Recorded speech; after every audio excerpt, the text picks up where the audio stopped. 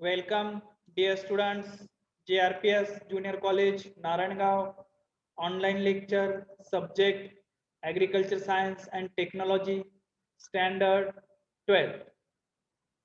Dear students, in previous lecture, we are studied about chapter number 12, Agro Informatics. In today's lecture, we are start our chapter number 30, Agriculture Marketing Part 1. विद्यार्थी मित्रांनो, chapter सुरू करण्याआधी agriculture marketing म्हणजे काय हे मराठीमध्ये मी थोडक्यात तुम्हाला समजून सांगतो. तर शेतकरी ज्या वेळेस आपल्या शेतामध्ये पीक घेतात, त्यामध्ये भाजीपाला पिकं असतील, धान्य पिकं असतील, इतर कुठलीही पिकं असतील, ती पिकाचं काढणी केल्यानंतर त्यामध्ये त्याला घरी खाण्यासाठी जेवढं आवश्यक आहे तो त्या ठिकाणी तेवढं काढून घेतो शेतकरी, आणि उरलेला जो एक्स्ट्रा माल आहे तो माल त्या ठिकाणी मार्केटमध्ये विकतो. मार्केटचे त्या ठिकाणी वेगवेगळे प्रकार आहेत. एक तर लोकल मार्केट म्हणजे आपल्या गावामध्येच त्या ठिकाणी त्याची विक्री केली जाते, किंवा त्या ठिकाणी जवळच होलसेल मार्केट असेल, होलसेल मार्केटला त्या ठिकाणी विक्री केली जाते, किंवा नंतर मेट्रोपॉलिटन सिटीमध्ये त्या ठिकाणी त्या मार्केटमध्ये सुद्धा तो माल पाठवला जातो.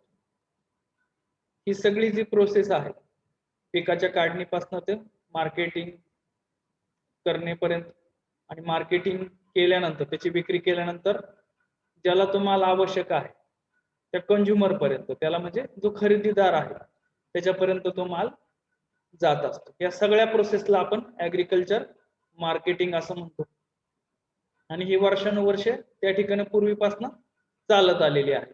पूर्वीच्या काळी ज्यावेळेस पैसे हे साधन नव्हतं, व्यापार करण्याचं ते साधन आहे पैसे, तर ते त्या ठिकाणी ज्यावेळेस नव्हतं तर त्या ठिकाणी एखाद्या वस्तूच्या बदल्यामध्ये एखादी वस्तू त्या ठिकाणी दिली जायची.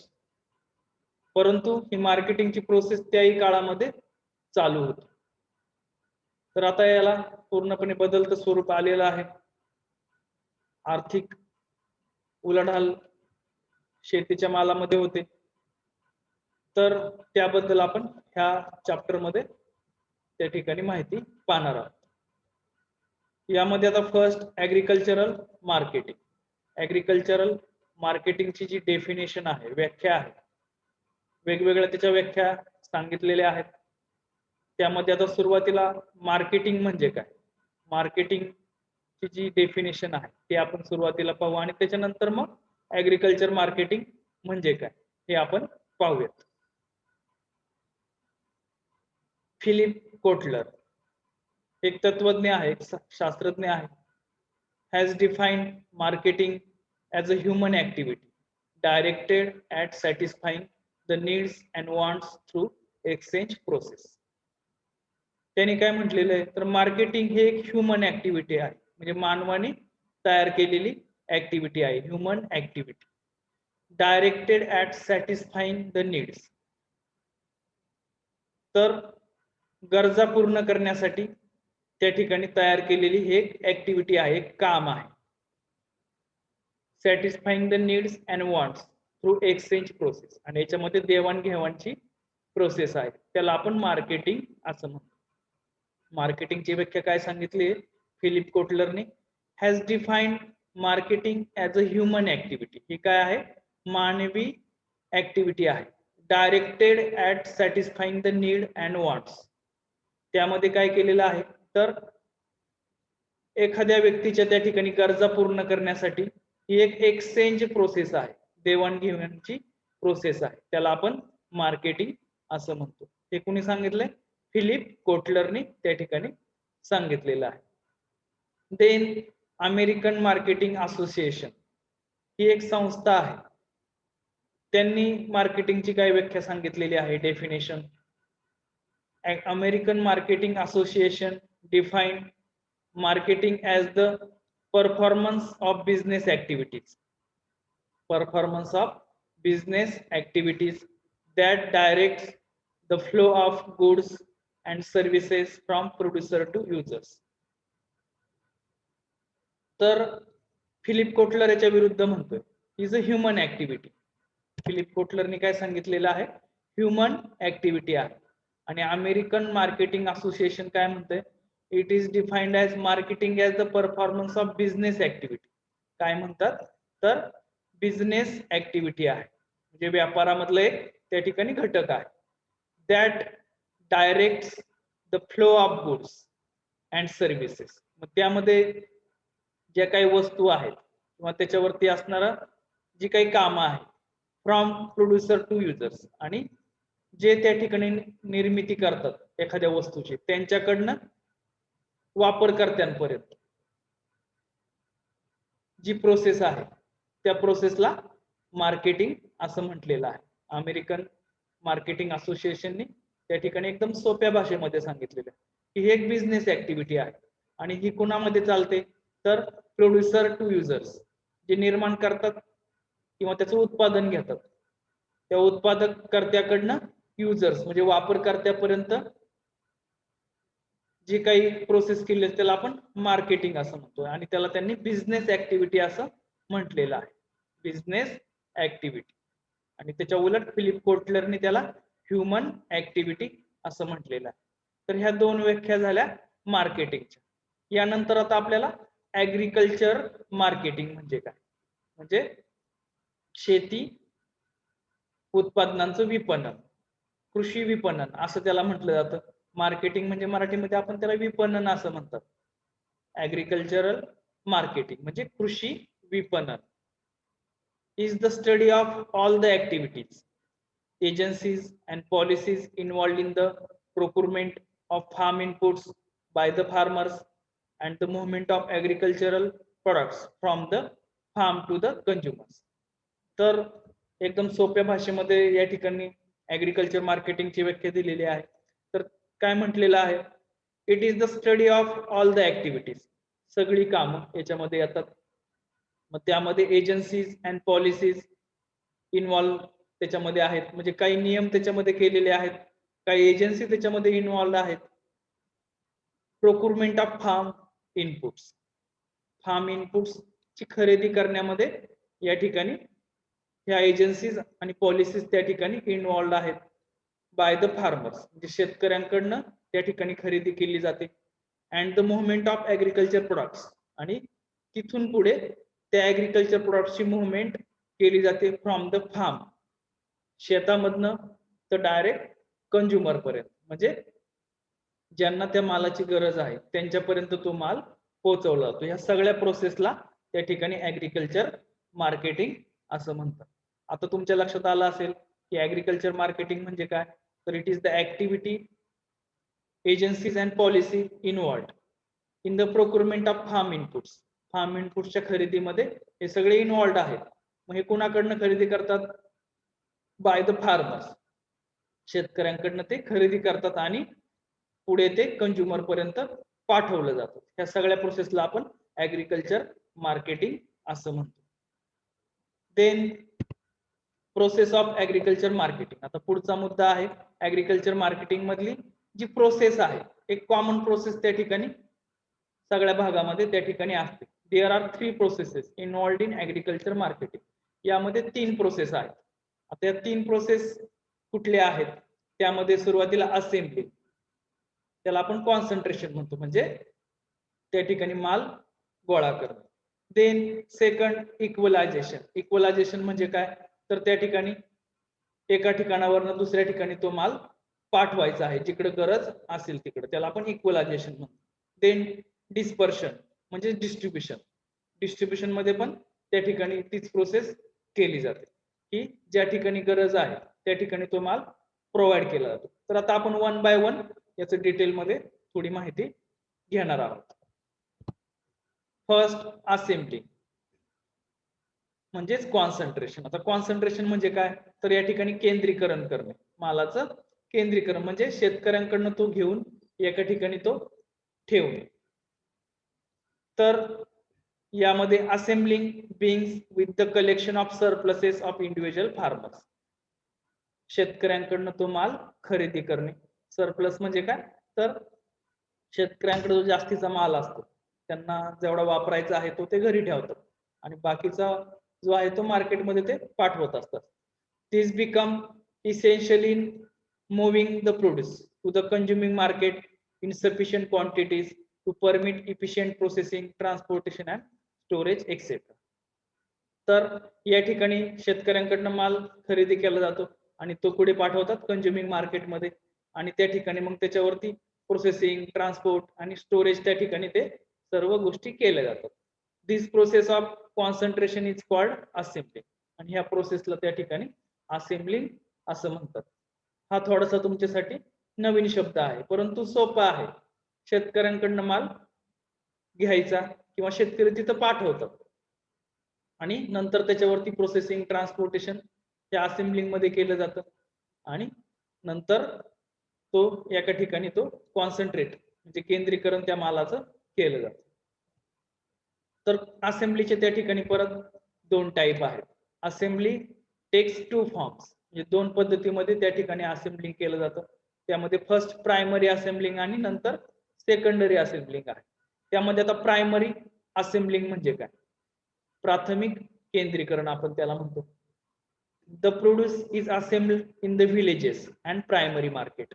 हे महत्वाचं आहे. प्रायमरी असेंब्लिंग मध्ये तुम्ही लक्षात ठेवायचे की विलेज आणि प्रायमरी मार्केट म्हणजे गाव लेवलला जे मार्केट त्या ठिकाणी आहे त्या ठिकाणी तो माल गोळा केला जातो. Farmers feel it convenient due to small quantity of produce, pressing demands for cash, lack of transport facility. आता या प्रायमरी असेंब्लिंग मध्ये काय केलं जाते तर स्मॉल क्वांटिटी मध्ये प्रोड्यूस असतं. शेतकऱ्यांकडे छोट्या छोट्या प्रमाणामध्ये त्या ठिकाणी तो माल असतो.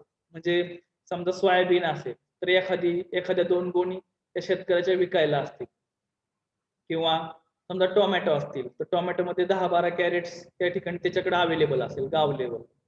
तर मग त्या ठिकाणी काही छोटे व्यापारी असतात गाव लेवलला, गावातलेच काही लोकल व्यापारी असतात ते त्या ठिकाणी तो माल घेतात शेतकऱ्याकडे.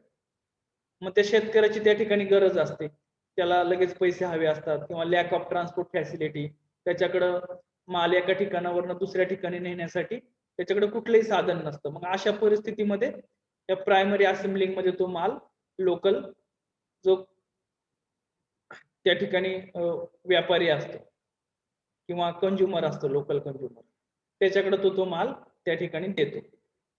The prominent functionaries are village merchant. आणि ते व्हिलेज मर्चंट म्हणजे काय तर गाव लेवलचेच ते व्यापारी असतात. मर्चंट्स म्हणजे व्यापारी.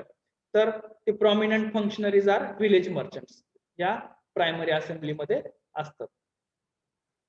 तर लक्षात आलं प्रायमरी असेंब्ली म्हणजे काय तर गाव लेवललाच त्या ठिकाणी व्यापारी तो खरेदी करतात आणि शेतकरी सुद्धा त्या ठिकाणी त्याची विक्री करतात. आणि मग त्याचं शेतकरी का विक्री करतात कारण त्यांच्याकडे ट्रान्सपोर्ट फॅसिलिटी नसतात. जो माल त्यांच्याकडे निघतो तो एकदम थोड्या प्रमाणामध्ये असतो आणि त्यांना पैशांची गरज असते. त्यामुळे प्रायमरी असेंब्लिंग मध्ये या ठिकाणी शेतकरी माल आपला देतात व्हिलेज मर्चंटकडे. Then secondary assembling. आता सेकंडरी असेंब्लिंग म्हणजे काय, it is associated with greater concentration. Secondary assembling मध्ये जास्त प्रमाणात त्या ठिकाणी माल येतो. 70 ते 75% माल त्या ठिकाणी येतो. These are initially found in the producing areas and then in the consuming area. तर सेकंडरी असेंब्लिंग कुठे असते तर ज्या ठिकाणी खूप मोठ्या प्रमाणात माल प्रोड्यूस होतो. उदाहरणार्थ आपल्या या ठिकाणी नारायणगावमध्ये टोमॅटोचं बऱ्यापैकी प्रोडक्शन आहे. मग या ठिकाणी हे सेकंडरी असेंब्लिंग त्या ठिकाणी घेतलं जातं. बरेचसे शेतकरी या ठिकाणी मोठ्या प्रमाणामध्ये माल घेऊन येतात. मग अशा कंडिशनला आपण सेकंडरी असेंब्लिंग असं म्हणतो.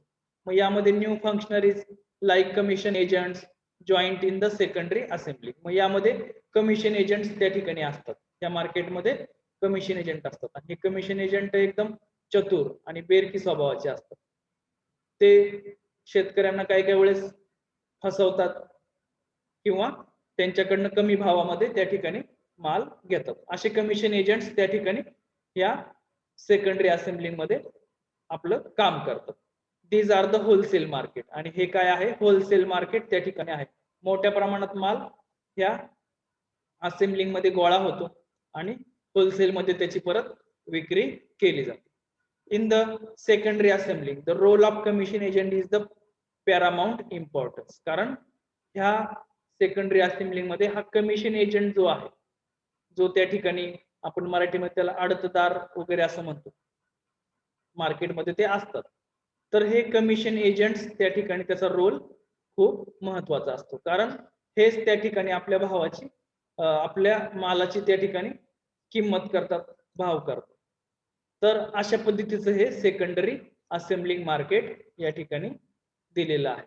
तर असेंब्लिंग मध्ये आपण पाहिलं दोन पद्धतीचे या ठिकाणी मार्केटिंग आहे. एक प्रायमरी मार्केटिंग, प्रायमरी असेंब्लिंग आणि सेकंडरी असेंब्लिंग, असे दोन त्याच्यामध्ये टाईप आहे. मग यामध्ये काय केलं जाते? तर माल त्या ठिकाणी शेतकऱ्यांकडनं गोळा केला जातो. प्रायमरी मध्ये व्हिलेज लेवलला आणि सेकंडरी मध्ये मोठं मार्केट आहे. देन दुसरा जो ऍक्टिव्हिटी आहे मार्केटिंग मध्ये, ऍग्रिकल्चर मार्केटिंग मध्ये, इक्वलायझेशन. इक्वलायझेशन म्हणजे काय? मराठीमध्ये आपण त्याला बरोबरी असं म्हणतो किंवा सारखेपणा. It is the adjustment of supply and demand as per the requirement based on the time, place and quantity. Equalization मध्ये काय केलं जातं? तर ऍडजस्टमेंट आहे या ठिकाणी, adjustment of supply and demand.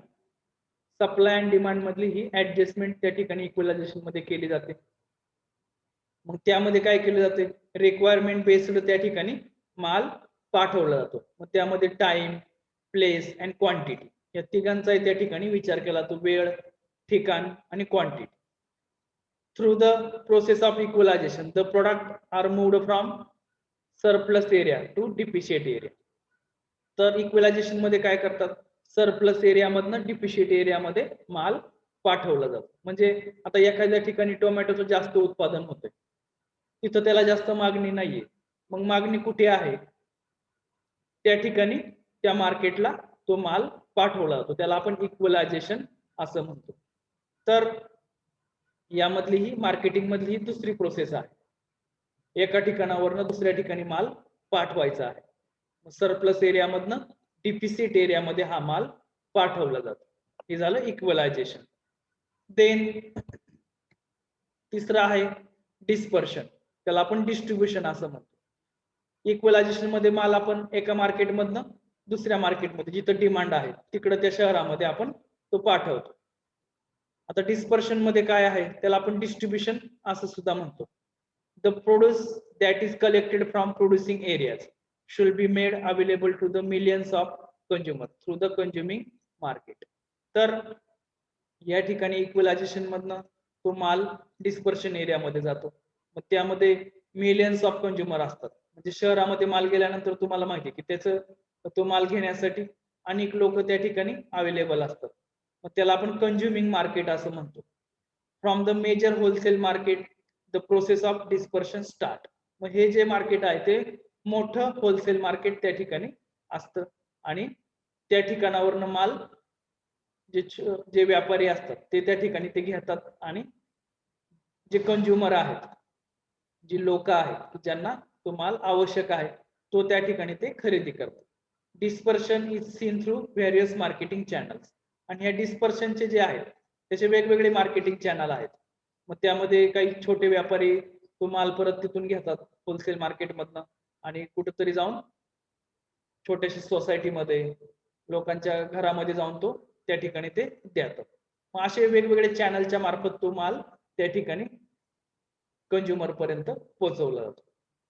तर अशा पद्धतीने हे मार्केटिंगचे 3 चॅनल आहेत.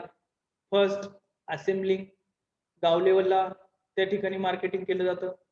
देन इक्वलायझेशन, इक्वलायझेशन मध्ये त्या ठिकाणी ज्या ठिकाणी गरज आहे त्या ठिकाणी तो माल पाठवला जातो. आणि डिस्पर्शन म्हणजे डिस्ट्रीब्युशन, म्हणजे होलसेल मार्केटमधनं वेगवेगळ्या भागामध्ये विक्रीसाठी कंझ्युमिंग मार्केटमध्ये तो माल त्या ठिकाणी पाठवला जातो. या अशा 3 प्रोसेस या मार्केटिंगच्या आहेत. तर आजच्या लेक्चर मध्ये आपण या ठिकाणी सुरुवातीला आपण ऍग्रीकल्चर मार्केटिंग, त्यामध्ये मार्केटिंगची डेफिनेशन पाहिली, फिलिप कोटलरची डेफिनेशन पाहिली, अमेरिकन मार्केटिंग असोसिएशनचं त्या ठिकाणी डेफिनेशन पाहिली मार्केटिंगची. त्यानंतर ऍग्रीकल्चर मार्केटिंग म्हणजे काय हे आपण पाहिलं. त्यानंतर प्रोसेस ऑफ ऍग्रीकल्चर मार्केटिंग, यामध्ये 3 प्रोसेस आहेत, असेंबलिंग, इक्विलायझेशन अँड डिस्पर्शन. हे तुम्ही पाठच करा. तर ह्या 3 प्रोसेस आपण आजच्या लेक्चर मध्ये पाहिलेल्या आहेत. तर आपला 13वा चॅप्टर आपण चालू केलेला आहे, 12वी ऍग्रीकल्चर सायन्स अँड टेक्नॉलॉजी मधला. तर जवळजवळ आपला 95% सिलेबस 12वीचा संपलेला आहे. 5% 14 चॅप्टर आपले टोटल आहेत. त्यामुळे आपल्याला आता वेळ खूप मिळणार आहे ह्या विषयाचा अभ्यास करण्यासाठी. जास्तीत जास्त मार्क्स या विषयामध्ये आपल्याला मिळवायचे आहेत.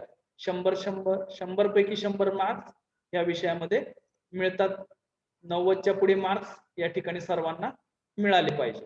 त्या दृष्टीने आपण या विषयाचा अभ्यास करायचा आहे. तर आजचं आपलं लेक्चर या ठिकाणी संपलेलं आहे. धन्यवाद.